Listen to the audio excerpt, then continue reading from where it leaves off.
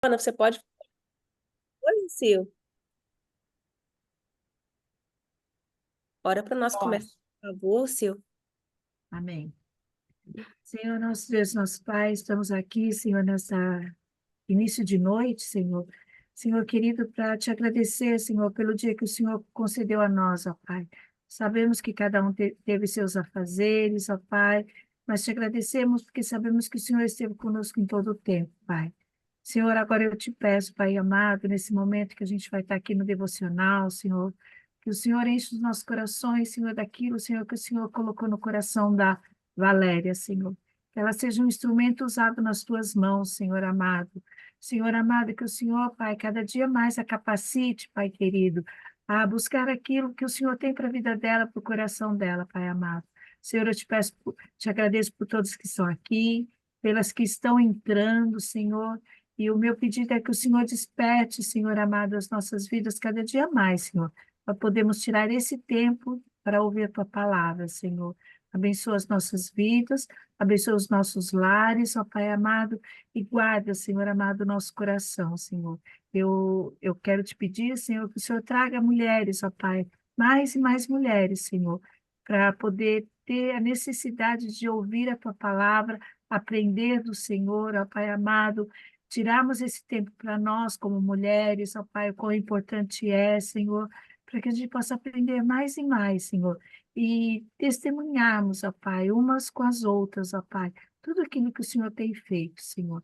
Então, mais uma vez eu te peço, abençoa a Valéria nesta noite, Senhor, e abençoa as nossas vidas. Isso eu te peço no teu santo e santo nome. Amém, Jesus. Bom, meninas, como sempre, é um prazer estar aqui. Me sinto muito honrada e privilegiada de trazer uma palavra, né, de ser usada por Deus, porque isso é realmente um privilégio. Eu me sinto honrada. Eu acho que de todas as coisas que a gente, de todos os nossos afazeres, de tudo que a gente tem, eu acho que é, esse é um desafio para mim, assim, pessoalmente, porque eu me sinto muito contrita e muito temerosa em fazer isso.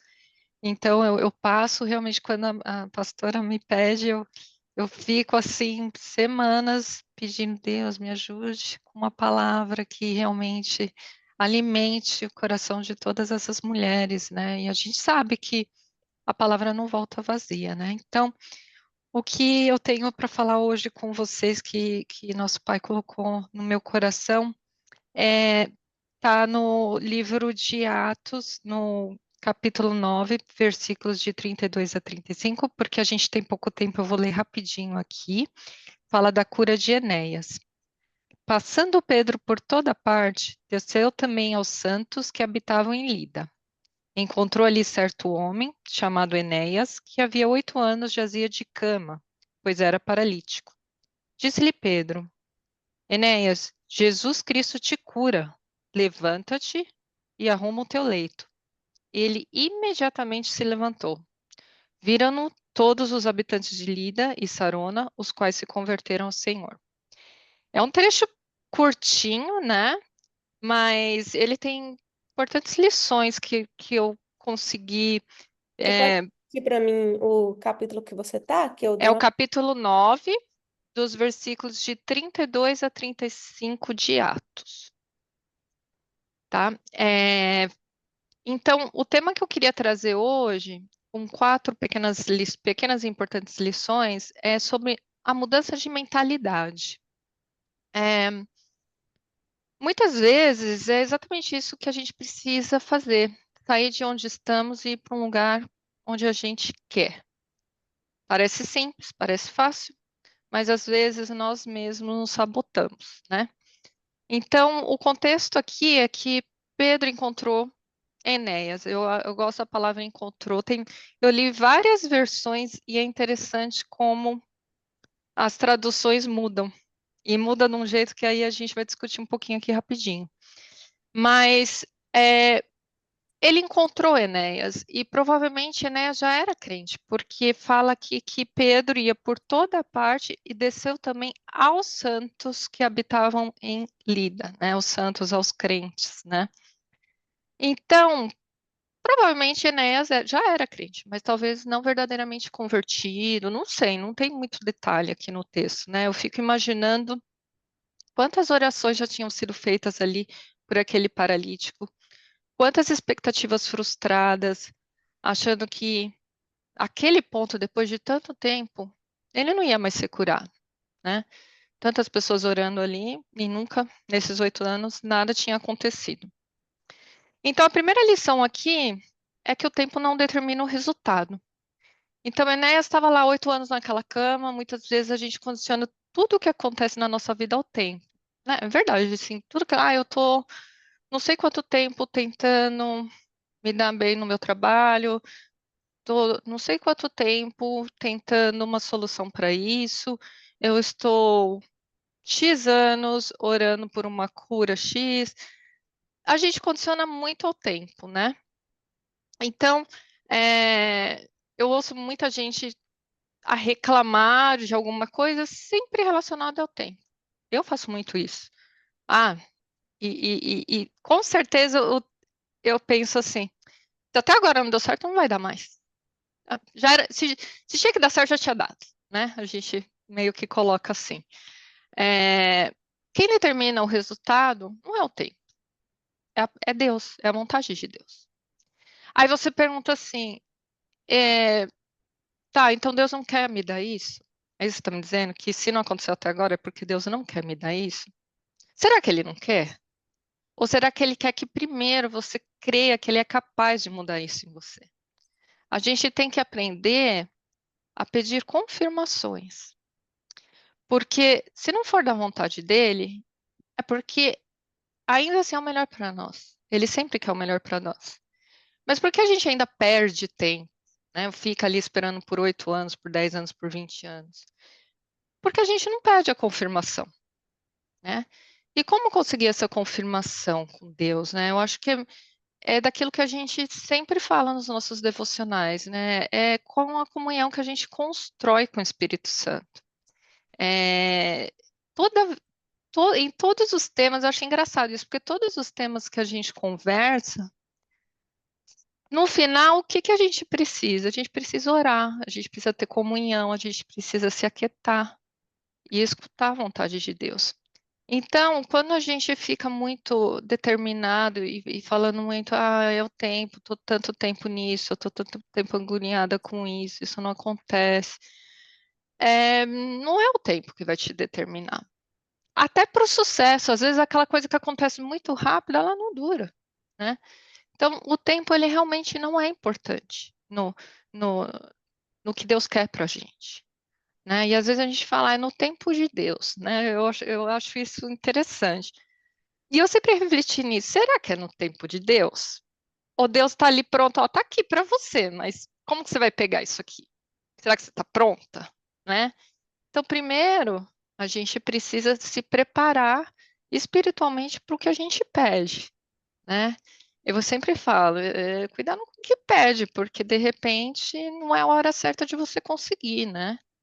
Então, o tempo ele é sim importante, mas quando você não tem um resultado de oração que você pensa que você não tem em relação ao tempo, é, talvez não seja o tempo, talvez seja a forma que você está levando isso a Deus.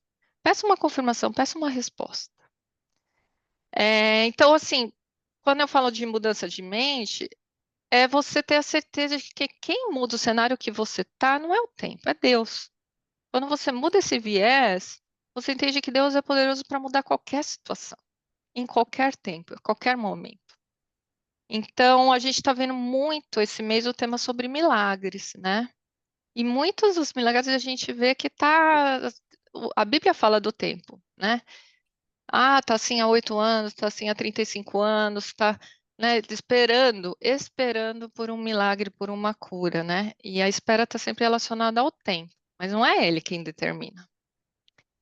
É, o segundo ponto que eu queria trazer aqui, né, nessa passagem, é que a gente não pode permanecer no estado que Deus já libertou a gente. Talvez aquele homem que, em algumas traduções, é isso que eu ia falar das traduções.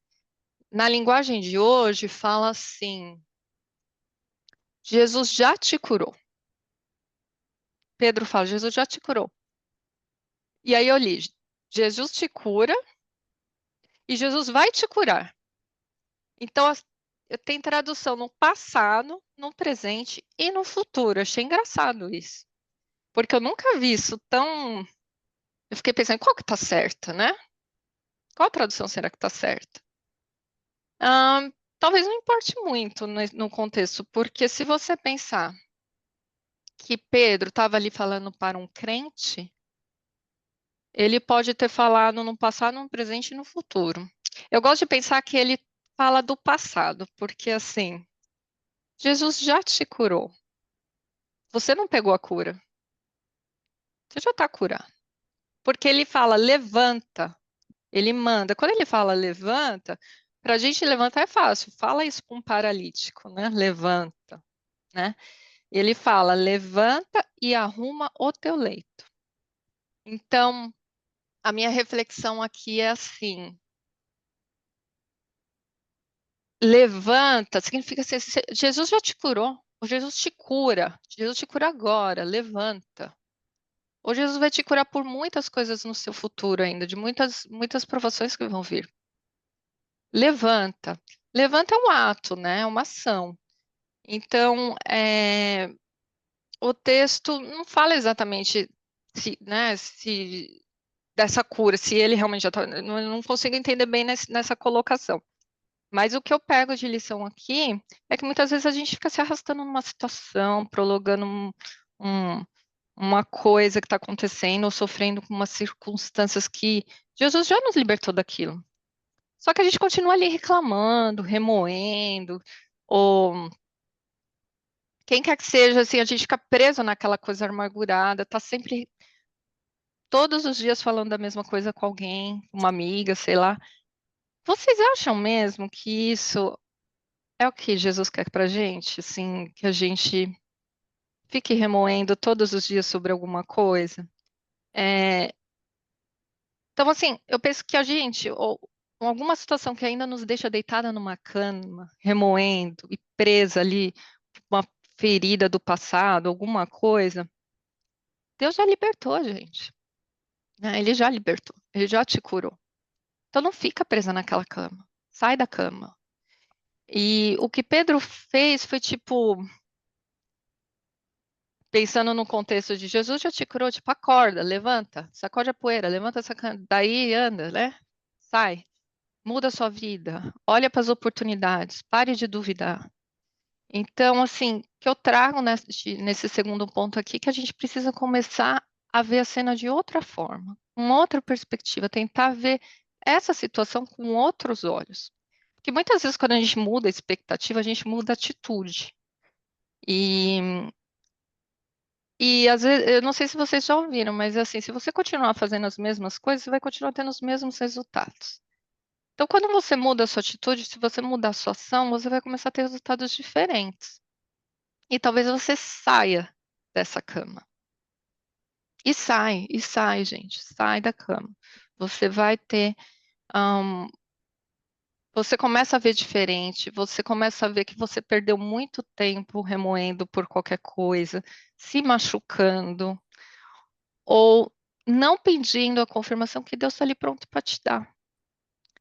Então, esse é o segundo ponto, é uma lição muito valiosa para a gente, que a gente tem que tomar posse daquilo que Jesus já nos deu, inclusive a cura, uma cura de doença, uma cura de ferida do passado, uma cura na murmuração, no desânimo, qualquer coisa, a gente tem que realmente acordar que Deus não quer a gente nessa situação e preso numa cama.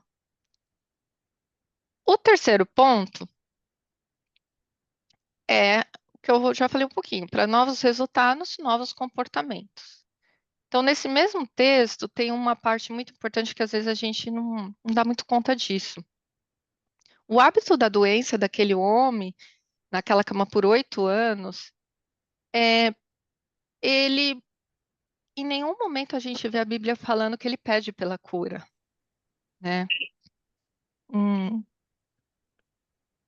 A gente vê assim que que Pedro chegou, encontrou com ele e falou: Jesus já te curou, Jesus te cura. Então, eu não vejo Pedro alimentando, desculpa, Pedro alimentando aquele homem. Ai, coitado de você. Você está numa cama, sofrendo, como é difícil. Não, ele fala diretamente: Jesus vai te curar. Ou Jesus te curou. Viva como se algo já tivesse mudado na sua vida, né? Eu acho que às vezes eu queria muito ser promovida no trabalho e eu ficava, ai, mas por que que eu não ganho essa promoção, né? Tô tanto tempo já trabalhando e fazendo isso, eu já sei fazer isso de frente para trás, de trás para frente e ninguém me dá uma promoção. E eu aprendi com uma gerente, ela sempre falava assim: haja sempre no próximo nível. Não pense assim, eu sou paga para ser o nível 1. Trabalhe como se você já estivesse no nível 2. E eu trouxe isso para minha vida, para minha carreira, assim. E eu ensino isso para o João Pedro, eu falo assim: enquanto o pessoal tá ali fazendo arroz com feijão, faz a feijoada, entendeu? Dá seu melhor, dê sempre um passo à frente. E é mais ou menos isso que a gente tem que mudar o nosso mindset, né? A nossa mentalidade. Deus tem coisas muito melhores pra gente. Ai, tô engasgada. Mas é, ele não quer que a gente fique vivendo ali no passado, ele não quer que a gente fique naquela condição de, somos coitadas, gente, nossa, que pena de mim. Ele quer que a gente seja guerreira, né, corajosa, um pouco do que foi dito na semana passada, né? Ah, faz a sua parte, faça bem feito, faça com amor, e você vai ver os frutos. E muito da intimidade com ele, né? Muito da intimidade dele, porque muitas vezes o, o que nos deixa tanto tempo estagnada numa situação é porque a gente não pede ajuda a ele, né? E eu sempre falo que é, quando ele já mudou uma realidade para a gente e a gente não pegou isso ainda, não faz sentido, a gente deixa de viver experiências que ele tem para a gente, porque a gente está presa numa circunstância. Então, é, não fique condicionado ao estado que Deus não quer para você. Ele não quer ver a gente presa.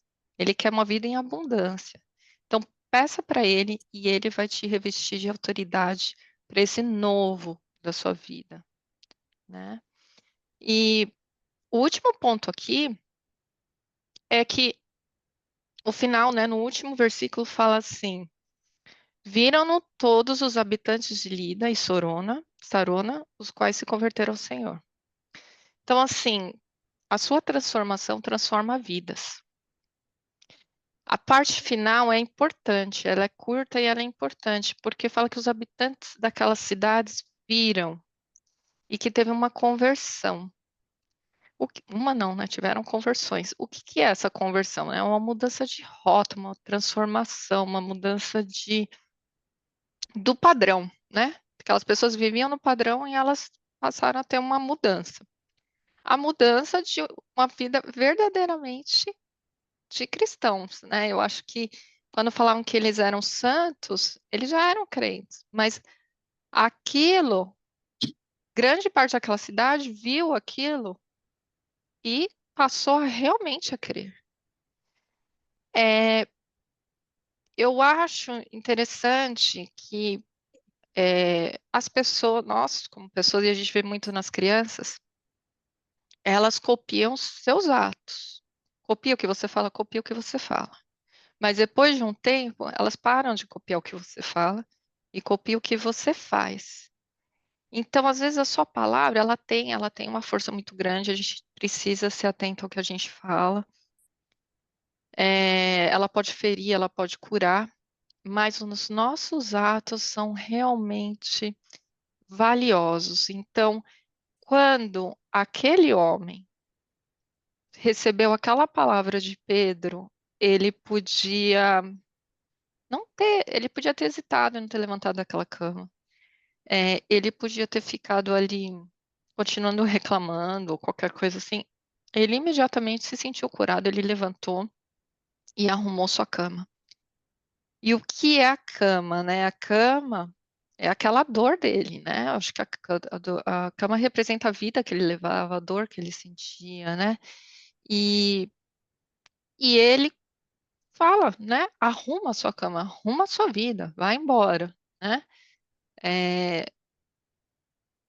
ele, às vezes você pensa que aquele problema é só seu, né? Aquilo é meu. Deus não quer me ajudar com aquilo. Eu não tenho resposta e aquilo é meu. Se você pensar assim, Deus não faz as coisas exatamente para o indivíduo, para uma pessoa. Ele tem planos maiores, ele quer ser glorificado em tudo que ele faz, né? Então, quando a gente pede alguma coisa, se a gente tiver em mente de que tudo aquilo for para a honra e glória dele, a gente vai ter a resposta. Eu não estou falando que ele vai fazer o que você quer, mas você vai ter a Vai resposta. jantar, né? Você não vai ficar em branco, né? Mentira. Então, tem alguém falando. Então, Deus, por outro lado, assim, tem um outro viés que Deus também usou Pedro para abençoar Enéas, né? Saindo um pouco do viés do Enéas, indo um pouco para o Pedro. Pedro, ele encontrou alguém que precisava de uma bênção, né? É, ele, ele abençoou aquele homem com a cura. Não só com a cura, eu acho que ele abençoa mais quando ele fala, arruma seu leito, é tipo, muda de mentalidade, agora você se transformou, é uma transformação para você. Então, eu quero dizer aqui que os planos de Deus são muito maiores e às vezes a gente está aí com desculpas, com atitudes que Deus não quer da gente. Porque enquanto a gente estiver com atitudes negativas, murmurando, reclamando ou muito desanimado, a gente não vai ouvir a resposta de Deus com esse comportamento, né? É difícil, eu sei que é difícil, não é muito fácil, mas mesmo assim, ali, quando você estiver no seu encontro diário com Ele, pede a resposta por aquilo que te deixa paralisada. É, eu não estou falando que você tem que, pai, eu quero isso. Pai, eu preciso de uma resposta se isso não for da sua vontade, né? Então, e que se isso for da sua vontade, que seja para sua honra e glória. Então, é muito da forma que a gente faz as colocações nas nossas orações. Se não, se você não pede essas confirmações, você pode ficar 2, 4, 6, 10, 20 anos presa numa cama, tentando uma resposta de Deus para você. Porque uma coisa que eu estou aprendendo na minha jornada de conhecimento a Deus, porque, pastora, eu sou velha de igreja, mas me sinto nova na fé. Eu sempre me sinto nova na fé. Então, é, é que quando eu encontro com Ele, eu preciso me silenciar um pouco para escutar o que Ele tem para dizer, sabe? Eu me sinto indo ao encontro dele só falando, falando, falando, e ele não consegue nem responder para mim, porque eu só estou pedindo, pedindo, pedindo. E, e aí, assim, eu tô aprendendo a me aquietar, eu tentar ouvir, né? E não ter pressa, porque senão vira a religiosidade que a gente não quer, né? Então, faz essa experiência, ele vai te conduzir por lugares, experiências, comportamentos que ele quer para você. Ele vai colocar, quando você coloca Deus no seu plano, ele nunca mais vai sair de lá, porque você vai ver o quão especial e quão importante é ter Deus no centro da sua vida. Então, mulheres, era isso que eu queria trazer para vocês hoje, que vocês possam dar oportunidade para vocês de sair de qualquer cama que esteja paralisando vocês, de mudar a mente de vocês, de trazer no seu encontro com Deus diário, pedindo para Ele respostas, para você não ficar ali presa a nenhuma situação, tá bom? É isso que eu queria trazer hoje. Obrigada. Amém, amém. Valéria, você podia fazer uma oração para nós? Claro, faço Abençoar sim. nossa vida com oração, por favor. Sim, vamos orar então. Senhor Deus e Pai, obrigado, Senhor, porque temos oportunidade de nos reunir como mulheres aqui, contritas e querendo ser abençoadas e cada dia mais estar mais perto de Ti, Senhor. Nos ajude, nos dê sabedoria, nos abençoe sempre, cada dia mais, com todas essas palavras, nos ensinamentos da Sua palavra, com todas as aplicações que a gente possa ter em paralelo a nossas vidas e que o Senhor nos traga esse alimento todos os dias e que a gente aprenda cada vez mais investir tempo contigo, criar essa intimidade e conseguir escutar sua voz, para que a gente não fique mais presas em nenhuma circunstância que não te agrada, Pai.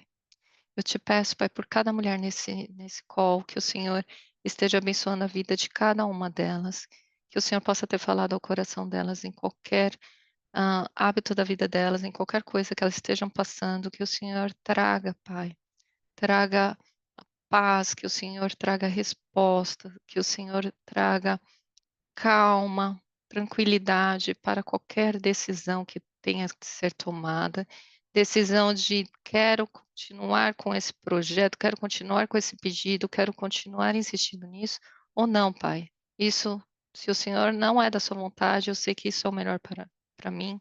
Então é isso, essa paz que excede todo entendimento que o Senhor traga em todos os corações aqui, Pai. Eu te peço, Pai, que o Senhor abençoe esse restinho de semana e que o Senhor esteja com todas as mulheres aqui, abençoando todos os sonhos delas. É isso que eu te peço e te agradeço. Em nome de Jesus, amém. Amém, amém. Que palavra, hein, Valéria?